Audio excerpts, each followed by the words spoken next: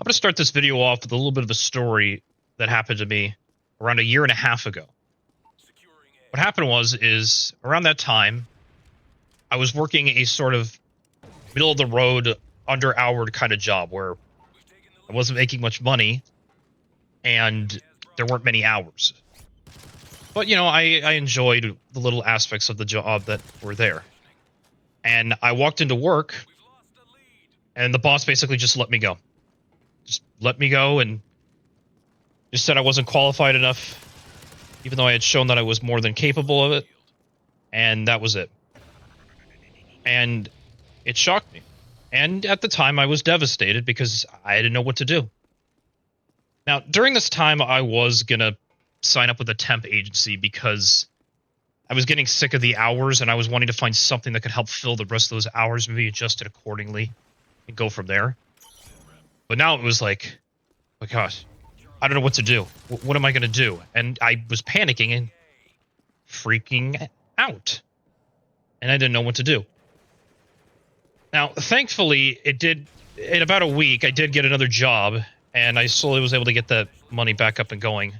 And I did have a bit of an emergency fund at the time, but it wasn't built up as much as I was hoping it would, because I was just getting into the workforce.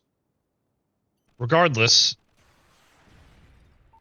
I made it, and things worked out, and I started to add more money back into my, sort of my backup fund. So why am I telling this story to you? Well, it's very simple. Now, I am going to say a disclaimer before I do continue this point any further. I am not a financial advisor. I encourage everyone to do their own research and come up to their own conclusions, as well as finding a financial firm that you can trust and that you like. Because it's a big deal finding a financial firm that you can trust with your money, because, you know, you don't want to find a firm that's going to screw you over and take everything you got because you didn't read the fine print or vice versa. So just a little disclaimer. But what I've learned from this story, and just even before when I had worked in insurance at one point, is you don't know what could happen.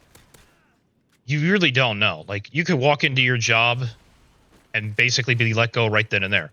I mean, this even happened to me recently, but the difference between the past and now is because this time I did have some money saved up. I had a sort of backup plan, so to speak. And for the most part, I'm able to kind of relax a bit, given my current situation of losing my job all of a sudden. But that's the point of the story and what I wanted to make to you is you got to have some sort of an emergency fund. Something like a money market account where you could put money in and then take it out without any penalties is crucial. And most financial advisors recommend 3 to 6 months.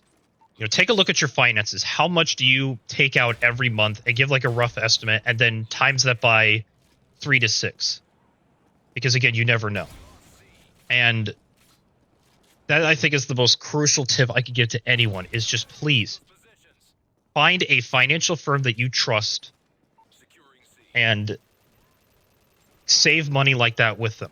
There might be other good accounts that I don't know about. I'm still diving into this world. But you really, really want to do that because you just, like I said at the beginning, you don't know what could happen. And I know that there's unemployment, there's programs that the government gives, but I'm going to be honest, never trust the government to come in and help you. I mean, the wise words of Ronald Reagan, and I'm paraphrasing this a bit, is the worst words you can ever hear are, I'm from the government and I'm here to help. Because there's a lot of ways to take from that phrase. So, yeah, you never know. You just never really know when it comes to stuff like this, and you do not want to trust the government. Now, if you do get unemployment and everything and you get that squared away, awesome. But it can, again, depend. And it's better to have this be like your cushion, your safety net to fall back on when things happen. And then when you do find another job, you know, get this thing built back up as soon as quickly as possible. Even if you have to do maybe a side gig or do Uber Eats or deliveries, whatever, just always make sure you have that 3 to 6 months saved as a backup. And then there's other investment accounts that you could look into. And I'm just learning about these and getting into these. Roth IRA is one I was or rather I was using when I was working, just investing little bits of money here and there. I mean, even something as simple as like $300 or even 50, which I'm told is the minimum you could put in a Roth or a money market. Just even something like that can help you so well and so much more than you don't realize. And because again, these accounts, they do accumulate in interest of some kind. Now, obviously, the account and what they are depends on it. I mean, for something like a Roth IRA, once you put the money in there, you can't really touch it until you retire, or you'll have some serious penalties. Same thing with the 401k and all these other accounts. Again, I'm not a financial advisor, so I can't tell you the ins and outs of how these accounts work. There's lots more qualified people on this platform I can. But I just really want to stress how important these are because, you know, companies, businesses, they don't really care about you. This is something I've even learned with my recent job loss. You know, everything might seem good on the surface, but at the end of the day, you don't know what could happen. Now, obviously, there are moments that you can find out or pray about that basically tell you that, okay, this is an employer I can trust. I know they're not going to throw me out to the wolves, and if they do have to let me go, they're going to let me know ahead of time just as a professional courtesy. Because it's why I don't really want to subscribe to the idea of giving a 2 weeks notice for an employer. Like, firstly, how I see it, if an employer is treating you terribly and you find another job, don't even give them a 2 weeks notice. Just walk out. Be like, nope, I'm done. I found another job. See you. Good luck. And you know, they'll be like, oh, that's not professional of you. Well, it's not professional of a business to leave someone out to the wolves without a 2 weeks notice either. So, I mean, that's at least that's how I view it. Obviously, do this with an employer that you know, are decent and are good. But if they're a terrible employer, just walk out. Let them deal with the repercussions because of how they treated you. Again, that's how I at least look at it. And, you know, go from there. So that's at least the rundown of it. And like I said, do your own research. Look into other investment accounts like the stock market, which I have not looked into. So I'm not going to give any sort of advice, but that is a way to get money if you invest smartly and easily. And you could probably find someone, again, in these investment firms, like these investment companies, that can help give you advice or give some sound tips, that kind of thing. Because the stock market's a very, you know, profitable place if you know what you're doing, and anyone can make money. And, you know, there's lots of tips, like invest when the market is down because the stocks are going to be at a lower value, and you can get more into it easier. And once these stocks do go back up, because the stock market always will bounce back. It just may take time. But again, it's sort of varies and depends. So you never know.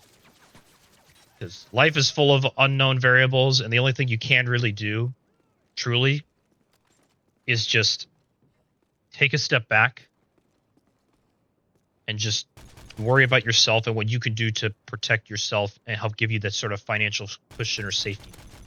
So that's all I can really give when it comes to advice like this. Like I said, I don't know everything, and I would be a fool to say I did.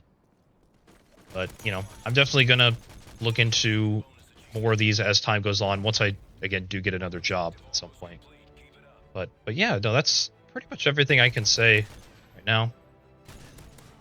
If you like these kind of talks, or these topics, rather, and you just want to hear more about it, especially maybe even hear more stories from me, I've been juggling the idea of having a story time Saturday.